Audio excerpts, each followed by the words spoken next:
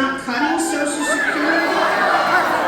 It is not in reconciliation. It is not part of the CR. It is not part of the budget resolution. That is untrue.